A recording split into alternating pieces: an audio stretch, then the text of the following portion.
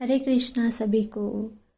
आज की वीडियो में मैं आप सबके लिए वैशाख मास की कथा का 16वां अध्याय लेकर आई हूँ। अगर आप मेरे चैनल पर नए हैं तो मेरे चैनल को सब्सक्राइब कर लीजिए और बेल आइकन को भी प्रेस कर दीजिए ताकि हर वीडियो की नोटिफिकेशन आपको मिलती रहे। तो आइए शुरू करते हैं कथा को। बोलिए श्री विष्णु भगवान की जय। वैशाख मास की जय। श्रुतदेव जी कहने लगे, भगवान के दर्शन के आनंद में मगन हृदय वाले उस राजा ने तत्काल शीश झुका प्रणाम किया और बहुत देर तक आकुल नेत्रों से विश्वात्मा देव जगदीश का दर्शन करता रहा। फिर चरण धोकर जल सिर पर धारण किया और बहुमूल्यवान आभूषण चंदन आदि से पूजन करने लगा।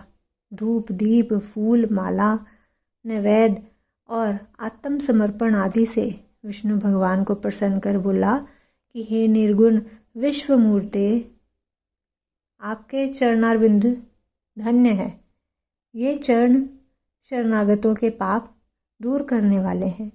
तुम्हारे चरणारविंद को भूल तृषा से व्याकुल अनेक योनियों में भ्रमण करता हूँ।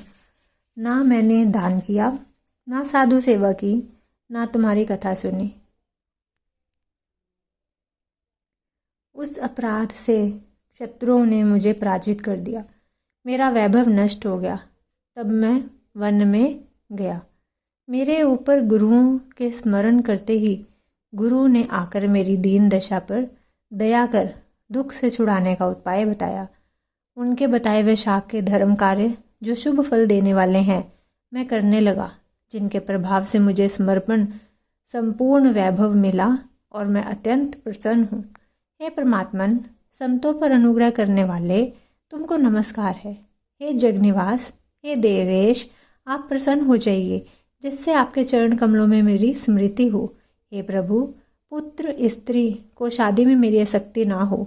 मेरा मन आपके चरणारविंद में लगे। मेरी वाणी आपकी दिव्य कथा कहने में लगी रहे। मेरे नेत्र आपकी मूर्ति के दर्शन में लगे रहें। कान कथा श्रवण में और जीवा आपके कमल गुणानुवाद में अर्पित हो। नासिका आपके चरण कमल का मकरंद सूंघने में प्रवृत्त हो। हाथ आपके मंदिर की सफाई करने में तथा आपके भक्तों के सुगंध युक्त चंदन आदि लेप में लगे रहें। पांव आपकी कथा में ले जाएं। मेरी मूर्धा सदा आपकी वंदना में, कामना आपकी कथा में, बुद्धि आपके विचार में सदा लगी रहे। साधु संगत और आपकी श्रेष्ठ कथाओं में गान में मेरे दिन बीते। हे प्रभु, एक पल भी आपके प्रसंग बिना व्यतीत ना हो। हे विष्णु, मैं संपूर्ण राज्य पुत्र पौत्र आदि किसी की भी इच्छा नहीं करता हूँ। मैं तो आपके चरण कमल की सेवा का इच्छुक हूँ। राजा की ऐसी स्तुति सुन भगवान प्रसन्न हो बोले, तुम पाप रहित निष्काम मेरे भक्तों में श्रेष्ठ हो। 10 सहस्त्र वर्ष की तुम्हारी अवस्था हो। दिव्य धन संपत्ति, मेरी दृढ़ भक्ति और अंत में मेरी सायुज्यता मिलेगी। जो प्राणी तुम्हारी की हुई स्तुति करेंगे मैं उन पर प्रसन्न होकर उन्हें निसंदेह भक्ति और मुक्ति दूंगा। आज के दिन अक्षय तृतीया में स्नान दान आदि करने, गो दान करने, बेल दान करने, पितृ शर्मों के निमित्त श्राद्ध करने से अक्षय फल प्राप्त होता है। मृत्यु जरा भय पाप सब नष्ट हो जाते हैं। मैं वैशाखोक्त धर्मों से प्रसन्न होता हूँ, जिनके करने से तप अव्यय पद प्राप्त होता है। जो प्राणी मेरे चरणों का स्मरण करेगा उसे प्रायश्चित की भी आवश्यकता नहीं। तुम गुरु के उपदेश से वन में आ वैशाख के धर्मों में तत्पर हुए और जगत के नाथ भगवान की आराधना से तुम्हें सब वस्तु प्राप्त हो गई। इस धर्म से प्रसन्न हो मैंने तुम्हें दर्शन दिया है। अब तुम देवताओं के लिए भी दुर्लभ इच्छित भोगों को भोगो। देवादिदेव जनार्दन राजा को ऐसा वर दे वहीं अंतर्ध्यान हो गए। तब वह राजा अत्यंत प्रसन्न हुआ। तदंतर गुरु महात्माओं का सत्संग कर नित्य प्रति ज्ञान प्राप्त करने लगा और वासुदेव भगवान के अतिरिक्त किसी को नहीं मानता था।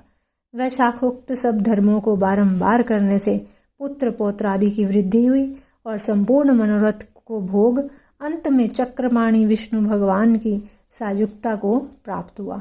जो इस परम सुंदर आख्यान को सुनते सुनाते हैं वे सब पापों से छूटकर विष्णु भगवान के परम पद को प्राप्त होते हैं। बोलिए श्री विष्णु भगवान की जय, वैशाख मास की जय। अगर आपको मेरी ये वीडियो अच्छी लगे तो मेरी वीडियो को लाइक और शेयर कीजिएगा और कमेंट में हरे कृष्णा लिखना मत भूलिएगा।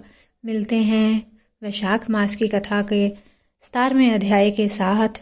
तब तक के लिए हरे कृष्णा सभी को।